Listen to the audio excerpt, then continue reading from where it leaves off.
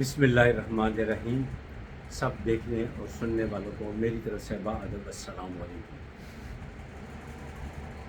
شاید یہ خود نمائی نہیں ہے، لیکن یہ شوق ہے مجھے کہ قرآن پاک کو پڑھنا، اس کا ترجمہ اور اس کی تفسیر کو پڑھنا، یہ بچپن سے ہی مجھے عادت ہے۔ تو مجھے اس سے بہت کچھ حاصل ہوا، اور میں یہی چاہتا ہوں کہ یہ والی باتیں آپ تک بھی شیئر کی جائیں۔ ٹھیک ہے۔ اب پچھلے دنوں ایک واقعہ ہوا، گو کہ وہ واقعہ سیاسی تھا۔ میں سیاست سے بہت دور رہتا ہوں، اپنے سیاسی خیالات کا اظہار میں اپنے کالم جو کہ روزنامہ نوائے وقت میں ہر بدھ کو شائع ہوتا ہے اس میں کر لیتا ہوں، تو لہٰذا اپنے یہ اس دینی وی لاگ میں اس کا ذکر کرنا میں مناسب نہیں سمجھتا۔ ایسی ہے کہ سورہ حجرات اس کی شروع کی آیات آپ پڑھیں، آج ہی پڑھیے گا۔ اس میں واضح طور پر لکھا گیا ہے کہ اللہ اور اللہ کے رسول کے سامنے بلند آواز سے بات مت کرو، ورنہ ایمان جو آپ کے جو اعمال ہیں وہ ضائع کر دیے جائیں گے۔ وہ کہ کچھ لوگوں نے کسی اور طریقے سے اس کو انٹرپریٹ کیا ہے، کسی نے کسی طریقے سے کیا ہے۔ بہرحال میں ریفرنس دے رہا ہوں تفسیر ابن کثیر، یعنی حضرت عماد الدین جن کے والد صاحب کا نام کثیر تھا، تو ان کی تفسیر کا میں آپ کو ریفرنس دے رہا ہوں۔ واقعہ کچھ ایسے ہوا کہ ایک صحابی رسول صلی اللہ علیہ وآلہ وسلم تھے، ان کا نام تھا حضرت ثابت بن قیس۔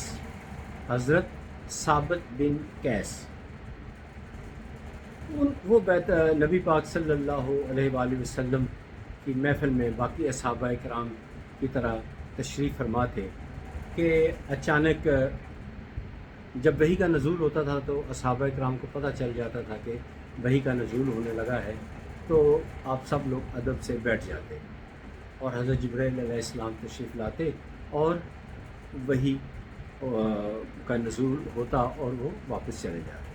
اب وحی کا نزول یہ ہوا کہ اللہ اور اللہ کے رسول کا نام ادب سے لو، اونچی آواز میں مت بات کرو۔ تو یہ بات جب حضرت ثابت بن قیس رضی اللہ تعالی عنہ انہوں نے سنی تو وہ بہت غمزدہ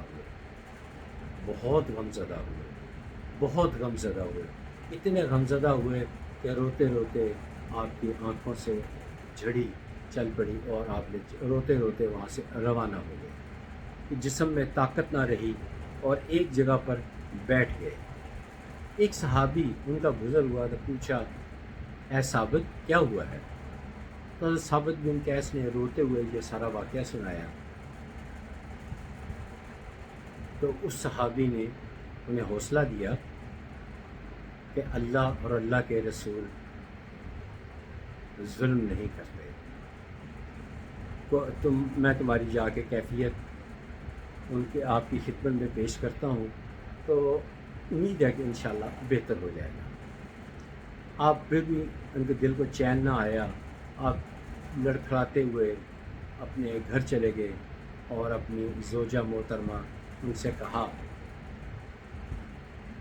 کہ میں اپنے آپ کو کمرے میں بند کرنے لگا ہوں اور باہر سے تم تالا لگا دو، اب میں تب ہی باہر آؤں گا جب نبی پاک صلی اللہ علیہ وآلہ وسلم خود دروازہ کھولیں گے اور یا مجھے معافی ملے گی، کیونکہ میں تو ہمیشہ ہی نبی پاک صلی اللہ علیہ وآلہ وسلم ان کے سامنے تو ہمیشہ میں اونچی آواز میں بات کرتا رہا ہوں، میں بدتمیزی کرتا رہا ہوں، میری کیا حیثیت رہ گئی ہے؟ تو آپ بہت پریشان ہوئے۔ اسی پریشانی کی حالت میں نبی پاک صلی اللہ علیہ وآلہ وسلم اپنے ساتھیوں کے ہمراہ جلوہ گھر ہوئے، گھر تشریف لائے اور دروازہ کھولا اور حضرت ثابت بن قیس رضی اللہ تعالیٰ عنہ سے فرمانے لگے، اے ثابت، تم جانتے ہو کہ تم اونچا سنتے ہو، کانوں سے نہ وہ بہرے تھے کافی حد تک بہرے تھے، مکمل بہرے نہیں تھے، کافی حد تک بہرے تھے، تم اونچا سنتے ہو، اور جس کی وجہ سے یہ قدرتی بات ہے، جو اونچا سنتا ہے وہ اونچا بولتا بھی ہے، جو اونچا سنتا ہے وہ اونچا بولتا بھی ہے، اس میں تمہارا کوئی قصور نہیں ہے، تمہیں معافی ہے۔ تو آپ نے اس کو گلے سے لگایا، خوش ہوئے اور واپس اپنی محفل میں لے کر آئے۔ اچھا، اب یہ واقعہ آپ تھوڑا سا اپنی طرف رکھیں، اور آج دیکھیے اکثر، میں سب کی بات نہیں کر رہا، اکثر جمعے کے دن ہم دیکھتے ہیں کہ امام صاحبان ممبر رسول صلی اللہ علیہ وآلہ وسلم پر بیٹھ کر کتنے زور زور طریقے سے، زور دھاڑ دھاڑ کر باتیں کرتے ہیں، بعض کے منہ سے تو تھوک بھی نکل رہی ہوتی ہے، اور چھڑی ایسے کر رہے ہوتے ہیں۔ کیا وہ گناہ کبیرہ کے مرتکب نہیں ہوئے؟ کیا ان کے اعمال ضائع نہیں ہو گئے؟ میں آپ سب لوگوں سے گزارش کروں گا، آپ سب لوگوں سے باادب گزارش کروں گا کہ ان امام صاحب کی عاقبت کو بچانے کے لیے آپ ان کو یا تو سمجھائیں، یا ان کے پیچھے جمعہ پڑھنا چھوڑ دیں۔ ان کو اب پہلی بات تو یہ ہے کہ جمعہ پڑھنا نہیں چھوڑے، جمعہ تو کہیں اور بھی آپ پڑھ لیں گے، لیکن ان کو سمجھائیں ضرور، ان کو سمجھائیں کہ آپ اتنا جذباتی ہو کر کیوں بولتے ہیں۔ جذباتی ہو کر بولیں گے تو کیا دلوں پہ زیادہ اثر آ جائے گا؟ پیار سے بات کریں، مٹھاس سے بات کریں، سنت کے مطابق بات کریں، مسکرا کر بات کریں۔ آپ اللہ کا پیغام پہنچا رہے ہیں، اس میں غصہ، جذباتی پن، منہ سے تھوکے نکلنا، غرانا، بار بار اچھلنا، بار بار بیٹھنا، لوگوں کو جذباتی کرنا، یہ کہاں لکھا ہے؟ اگر دین میں کہیں لکھا ہے، اگر قرآن میں کہیں لکھا ہے تو ہمیں بھی بتا دیا جائے، تاکہ پھر ہم بھی کبھی کبھار میں بھی جمعہ پڑھاتا ہوں، میں بھی شروع ہو جاؤں، اگر یہ جسٹیفائیڈ ہے تو۔ حالانکہ ایسا ممکن نہیں ہے، لیکن لوگ باز نہیں آتے، اور اپنے غصے کا اظہار، اپنی کامیابی اسی بات میں سمجھتے ہیں کہ ہم جتنا بھی زیادہ سے زیادہ ہم اونچا بولیں گے اتنی ہماری ویلیو ہوگی، دور تک آواز جائے گی، لوگ واہ واہ کریں گے۔ یہ بری بات ہے، یہ ایسا نہیں کرنا چاہیے۔ کل میں نے ایک بات کی تھی مختصر، میں نے بتایا تھا وقت کی کمی کی وجہ سے میں نے مختصر بات کی۔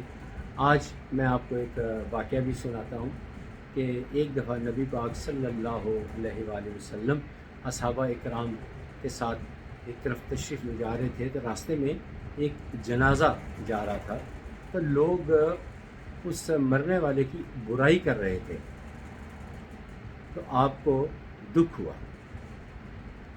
آپ نے فرمایا، یہ الفاظ میں ہو بتا رہا ہوں، آپ نے فرمایا برا ہو گیا، برا ہو گیا، برا ہو گیا۔ اصحابہ اکرام نے پوچھا کیا برا ہو گیا؟ تو آپ نے فرمایا کہ یہ لوگ جو اس وقت برائی کر رہے ہیں، یہ فرشتے لکھ کے لے کے جا رہے ہیں، اور یہ اس کے نامہ اعمال میں لکھا جائے گا، اور اس کے لیے مشکلات ہوں گی، عذاب ہوگا۔ آپ تھوڑی دیر آگے گئے تو ایک جنازہ اور جا رہا تھا، تو لوگ اس کی تعریفیں کر رہے تھے۔ آپ نے فرمایا خیر ہو گئی، خیر ہو گئی، خیر ہو گئی، چہرے پہ مسکراہٹ تھی۔ تو اس موقع پہ صحابہ کرام نے پوچھا یا رسول اللہ کیا خیر ہو گئی؟ فرمایا دیکھو لوگ تعریفیں کر رہے ہیں، اب یہ جو تعریفیں کر رہے ہیں یہ فرشتے اس کے نامہ اعمال میں لکھیں گے، اور اس کی جب مشکل کا وقت آئے گا تو یہی تعریفیں اس کے کام آئیں گی۔ تو ہمارا فرض بنتا ہے کہ جو بندہ اس دنیا سے چلا جائے، رخصت ہو جائے، تو اس کی نیکیاں ڈھونڈ کر بیان کی جائیں، اور اگر اس کی کوئی برائی ہے تو اس پہ پردہ ڈال دیا جائے۔ تو کرے بھی تو اسے کہ بھئی چلو بھئی جو کیا وہ اپنے اعمال کا خود جواب دہ ہے، ہمیں کوئی حق نہیں ہے کہ ہم اس کے بارے میں بات کریں۔ ہاں کوئی اچھی بات ہے تو اس کو بڑھا چڑھا کر پیش کریں۔ بڑھا چڑھا کر پیش کریں، تو اس سے حوصلہ بھی بڑھتا ہے، دوسرے کے جو اس دنیا سے چلا گیا اس کے لیے اچھا کام بھی جو ہے وہ ہوتا رہے گا، اس کا اگلا جہان بہت اچھا ہوگا، اور یہی ہم سب چاہتے ہیں۔ ہمیں سب ایک دوسرے کا اس دنیا میں بھی اور آخرت میں بھی مخلص ہونا چاہیے۔ ایک چھوٹی ساری پیاری سی بات جو ہے وہ میں آپ کو بتا دوں کہ ایک وقت تو ایسا آنا ہے، تمام کلمہ گو مسلمان جو ہیں وہ بخش دیے جائیں گے، جنت میں چلے جائیں گے۔ تو شروع میں تو ظاہر کسی کو ہوش نہیں ہوگی جب قیامت کا منظر ہوگا، لیکن جب سب کچھ ٹھہر جائے گا، جنت سزا جزا کا فیصلہ ہو جائے گا، تو والدین جنت میں جب داخل ہوں گے تو پوچھیں گے ہمارے بچے کہاں ہیں؟ تو فرشتے بتائیں گے، فرشتے فرمائیں گے کہ آپ کے بچے نیچلی والی جنت میں ہیں۔ تو والدین فرمائیں گے ان کو بھی اوپر لے آؤ، ہم ان سے اداس ہوئے ہیں۔ تو ان کو اوپر لے آیا جائے گا۔ جنتیوں کی یہ بات مانی جائے گی۔ باتیں کرنے کی لیے بہت کچھ ہے، لیکن کل پھر انشاءاللہ کسی اچھے ٹاپک، اچھی بات کے ساتھ پھر آپ کی خدمت میں حاضر ہوں گا انشاءاللہ تعالیٰ، اور بہت پیاری پیاری باتیں ہوں گی، آپ کو اچھی لگے گی۔ اگر اچھی لگے تو آپ اپنے کمنٹ سیکشن میں ضرور اپنی رائے کا اظہار کریں، کوئی سوال ہو تو وہ بھی ضرور کریں، اور سوال ضرور کریں، مجھے کوئی اعتراض نہیں ہے، سوال کریں۔